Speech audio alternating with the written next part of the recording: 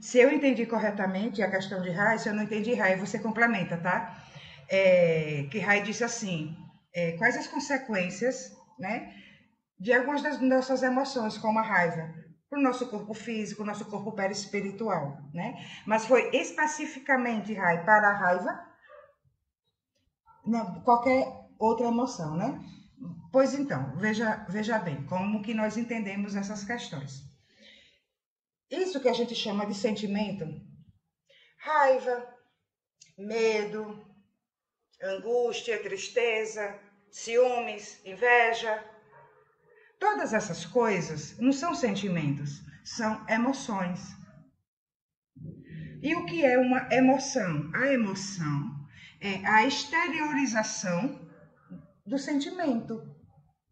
E é por isso que as nossas emoções são meios para a prática do autoconhecimento. E todas elas são legítimas. Não é para deixarmos de ter as emoções sem que a gente se conheça. Elas deixarão de existir, ou melhor, serão transformadas em outras emoções quando a gente, no contato com elas, fomos nos conhecer. E aí fomos curar algum conflito interno que a gente tenha. E esse conflito vem do sentimento. É o sentimento, então, que provoca a emoção. E o autoconhecimento que a gente vai praticar com essas emoções que vamos experimentando, né, é para descobrir o nosso sentimento. E o que, então, vai ser tratado, vai ser transformado é o quê? Esse sentimento que está causando esse conflito interno.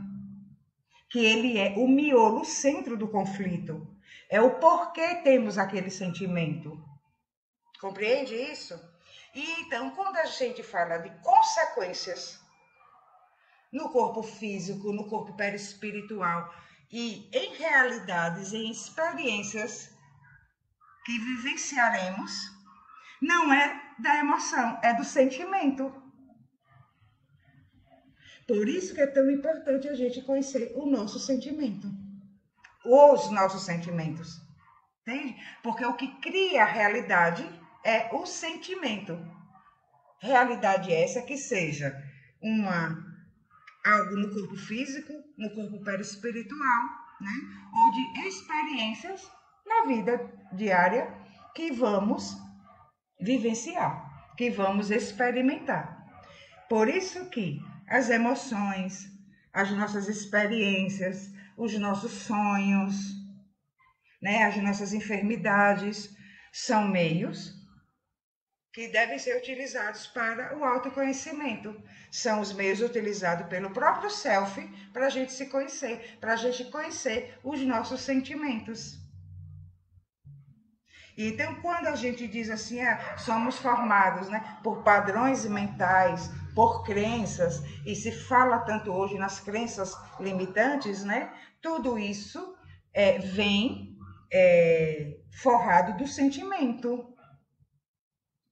Tanto quando a gente adquire uma crença, e toda crença que fica engessada é uma crença limitante, porque ela não se transforma, ela não é amadurecida, né? Então ela é limitante, certo? Há um sentimento condutor dessa crença.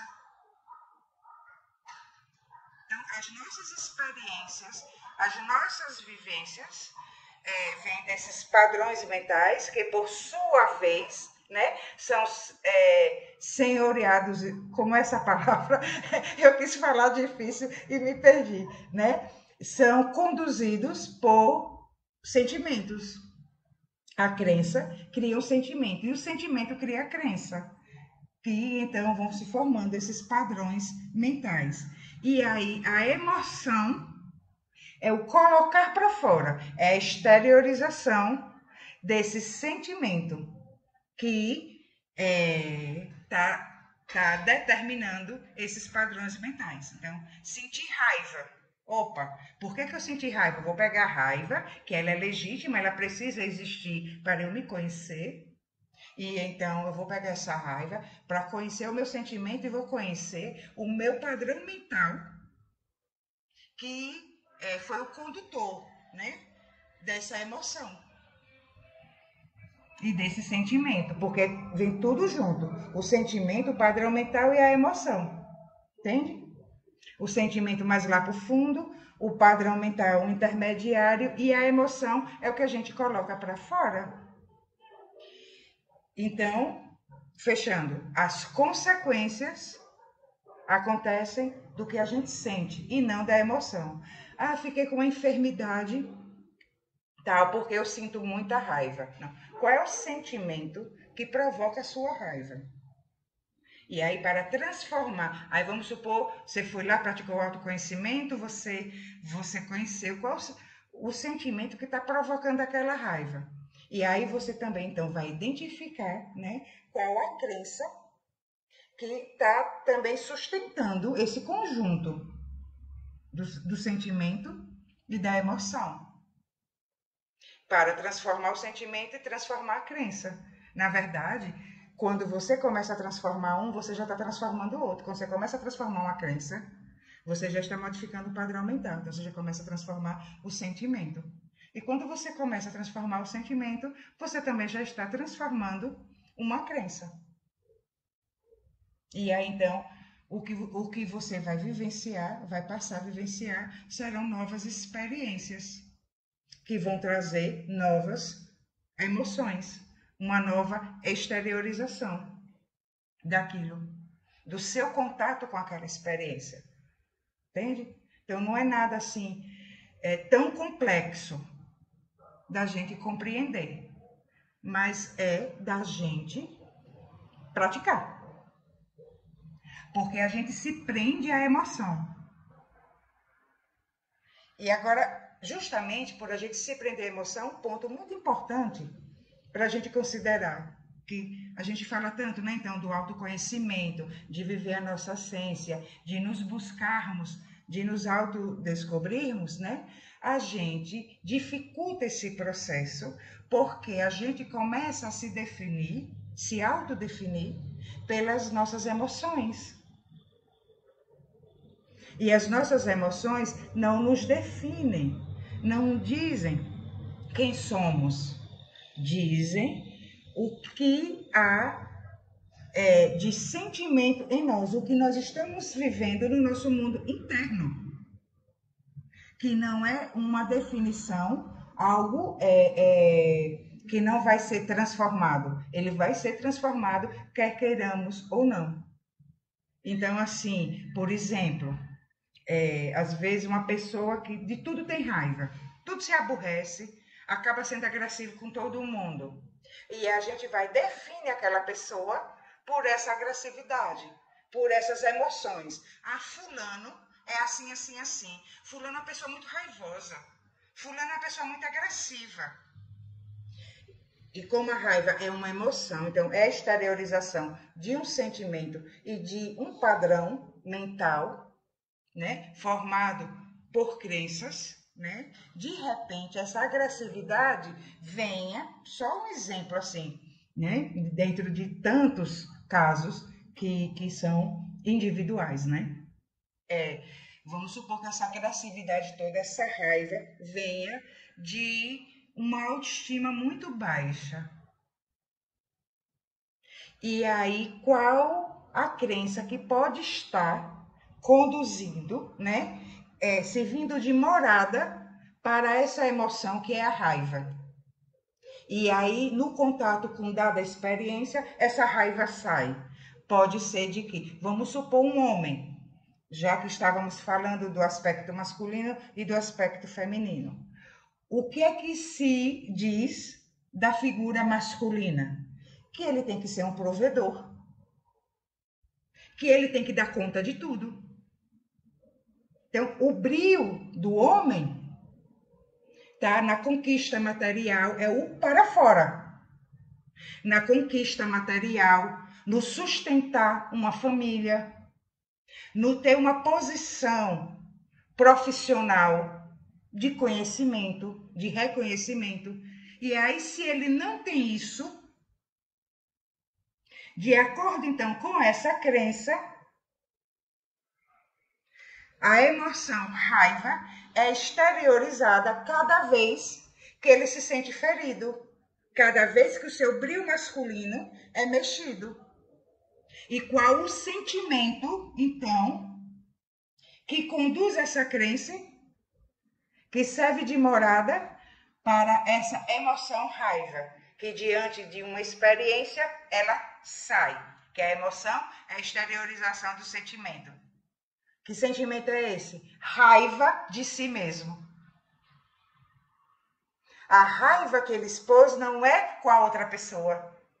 Quando ele se sentiu ferido em seu brio masculino, essa raiva diz da raiva que ele tem por ele mesmo. Não que todos os casos sejam isso. Estamos dando um exemplo, só para a gente compreender. Entende? Então, o sentimento é esse. Então, se essa pessoa, esse homem, quer se conhecer, quer ser feliz, quer viver a sua essência, quer praticar o autodescobrimento, e ele vai lá a fundo, ou com ajuda profissional, ajuda espiritual, com os dois juntos, que é muito importante também, ele vai lá no fundo para descobrir por que ele é tão agressivo, por que ele sente tanta raiva. E aí ele descobre que ele tem um sentimento de raiva por ele mesmo, de ódio, que o sentimento é o ódio. Até corrigindo, o sentimento é o ódio, é a não aceitação, é o não querer. E a raiva é a emoção desse sentimento. E aí o que é que vai ser trabalhado nele? A autoaceitação, a transformação dessa crença limitante de que um homem não tem que ser necessariamente o provedor, que ele não tem que ser rico, que ele não tem que trocar de carro sempre que surgir um modelo novo, que ele não tem que ter uma conta bancária gorda, que o brio masculino dele pode estar, pode ser manifesto de outras formas, inclusive sendo acolhedor. Um terapeuta, que lindo esse aspecto masculino num terapeuta, que poderia se atribuir somente ao aspecto feminino, né? Do ouvir, do saber ouvir, do acolher, do levar o outro ao autoconhecimento. Entende isso? Então, as nossas emoções não definem as nossas experiências e não definem quem nós somos, mas os nossos sentimentos. E é esses que precisam ser conhecidos. E conhecendo os sentimentos, conheceremos as crenças que estão em conjunto, né, com esses sentimentos e causando essas emoções. Entende? Então, eu considero, para mim, né, que não é complexo de se compreender, mas pode ser complexo de se praticar. Isso por quê? Porque a gente se prende, se define as nossas emoções. E define a nossa vida através do que a gente entende, devido a essas crenças, o porquê essas emoções aconteceram. O que é que significa isso? Continuamos terceirizando responsabilidades. Então, eu senti raiva por causa do outro. É isso que a gente faz. E se define a partir daí. Define a nossa vida a partir daí. E não, eu senti raiva por causa de mim mesma. Porque o que o outro fez ou deixou de fazer é problema dele. As nossas emoções São problemas nossos. Então, e a gente vai ficar sem sentir absolutamente nada perante os desequilíbrios do outro? Podemos sim chegar nesse estágio de equilíbrio interno que você não é afetado por nada que vem de fora. Aí você pode dizer que não há projeção. Que o que veio de fora é de lá mesmo, não é seu. Porque não lhe afetou. Se afetou, é projeção. E aí tem que pegar essa emoção e se conhecer. E então, da pergunta, né, inicial, quais as consequências no nosso corpo físico, no nosso corpo perispiritual? As consequências são dos sentimentos. Então, nesse exemplo, se é do homem, do ódio por ele mesmo, o que é que o ódio causa? No corpo perispiritual, a não aceitação causa. Ele pode vir numa situação pior, ele pode vir com a enfermidade no fígado. Ele pode vir com algo que ele precise superar suas dificuldades e se aceitar. E aí a gente se depara com tantas pessoas com as dificuldades imensas que são mais felizes do que a gente. Que dão exemplos de vida, de capacidade de superação, de resiliência. Porque se aceitam, porque se amam, porque vivem o seu propósito interno. Entende isso? Pode falar, Beth, pode falar. Não, eu ia dizer que esses comportamentos, essas emoções, elas e o comportamento e os sentimentos também podem acabar atraindo também obsessores, porque você vai sintonizar com vibrações, com padrões, né, vibracionais muito baixos. E aí eu acho que vira uma bola de neve, né, porque você atrai, você não consegue enxergar, porque às vezes você fica bloqueado, seu pensamento bloqueia, né? E você vive aquela maratona de, como você falou, sempre terceirizando a culpa, enxergando que os outros é que estão errados e que você é a vítima, se vitimiza, né? Disso. Isso, perfeito, Beth, sua colocação, porque até... E acaba assim...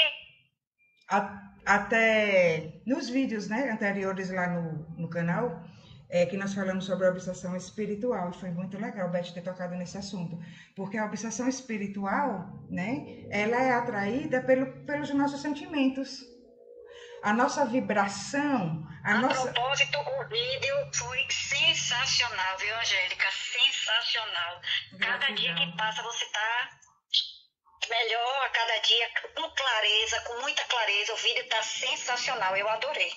Muito bom, muito bom, de uma qualidade extraordinária.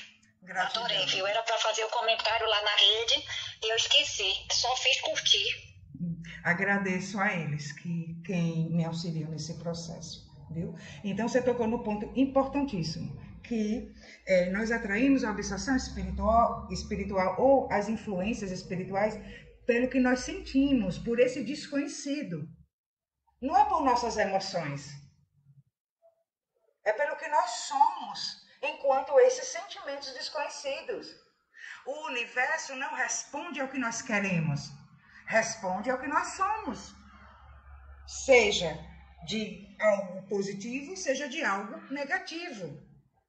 Por isso que somos nós mesmos que atraímos. E são esses sentimentos e essas crenças, né, que então geram esses conflitos que nós precisamos conhecer e transformar. Então, a pessoa pode buscar o tratamento espiritual que for, mas tratamento espiritual para a obsessão sem a autotransformação é paliativo. É paliativo. Vai dar um alívio, mas não vai resolver, porque a vibração continua a mesma. Inclusive, no meio espírita, se fala muito da tal da reforma íntima. Gente, isso é um caso para a gente pensar com muito carinho a respeito disso. Que reforma íntima é essa? Está se falando de reformar as emoções, gente. É para você não sentir raiva. Procure sentir compaixão no lugar de raiva da pessoa. Procure, transforme tal emoção negativa por uma positiva. Isso é a tal da reforma. Mas não há transformação do sentimento. Então, essa coisa de reforma íntima não vai funcionar assim como se fala. Porque vai apenas dar um brilho, um verniz no ego de uma pessoa, e já conversamos tantas vezes, né? Isso. Vai dar apenas um verniz no ego de uma pessoa que vive em paz, de uma pessoa espiritualizada. E o sentimento lá dentro corroendo, marcando o corpo perispiritual, marcando o corpo físico, marcando através das experiências. Então, muita gente acredita mesmo que essa transformação ela é comportamental, ou seja, é não viver essas emoções chamadas de negativas. A não vivê-las, você está mudando o seu comportamento. Foi isso que as religiões fizeram. É isso que muita gente dentro do meio espírita, espiritualista, ainda faz, acredita. Entende? E que não causa a transformação. Porque, gente, não é de fora para dentro. A emoção não é uma exteriorização do sentimento? Então, a transformação não é mudando a emoção, é mudando o sentimento. É de dentro para fora. E aí a gente vai entender, então, que Jesus falou: nem todos aqueles que dizem Senhor, Senhor, entrarão no reino dos céus.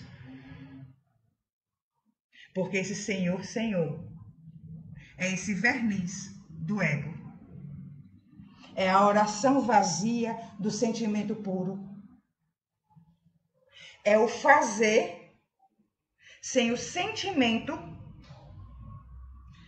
que conduza verdadeiramente aquela atitude para que ela seja profícua, para que ela dê frutos. Aí um dia nós conversamos aqui da diferença do joio e do trigo. E diz, olha, estamos na fase que o joio está sendo separado do trigo. Eles são muito parecidos. Muito parecidos. Mas qual é a diferença do trigo para o joio? Que o trigo tem as sementezinhas. O joio não tem. Ele é vazio. Então ele não dá frutos. E a gente pode pegar isso para pensar nas vezes que podemos estar sendo joio. Quando a gente vai nessa tal da reforma, querendo mudar emoções, e vai ter atitude vazia do sentimento verdadeiro.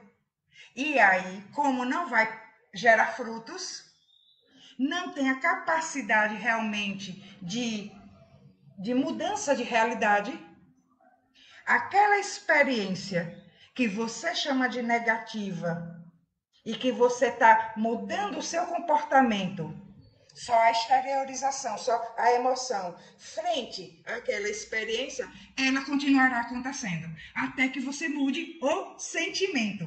Aí o seu comportamento, o seu agir diante dessa experiência, quando ela se repetir, será de trigo, será com semente, e então terá a capacidade de transformar aquela experiência. E quando é no caso de convivência com uma pessoa agressiva, ele vai deixando de ser agressivo com você. Ele vai deixar de ser. Por quê? Porque a sua emoção, a exteriorização, foi de um sentimento realmente transformado. Você foi trigo e não joio. É magnífico isso, né? Isso é profundo. Isso é para esquentar a cabeça e para doer a cabeça. Porque muitas vezes nós somos joio. E as nossas atitudes não promovem frutos. Não cria frutos. Então, como é que diz? A mudança no mundo começa em quem? Em nós. Quer mudar as experiências? Quer mudar as pessoas que convivem conosco? Mudemos a nós mesmos, os nossos sentimentos. Porque não há quem resista a um sentimento verdadeiro. Isso é, então, a pureza de espírito. E que pureza é essa? Desculpa. Não é um sentimento heterogêneo, que não está misturado com crenças. É um sentimento puro, homogêneo. E então, é nessa pureza que a divindade em nós, o sagrado em nós, vai se manifestar. Vai sair. Através de quê? Das nossas emoções. Das nossas emoções correspondentes a esse sentimento puro. Dê um exemplo, Angélica,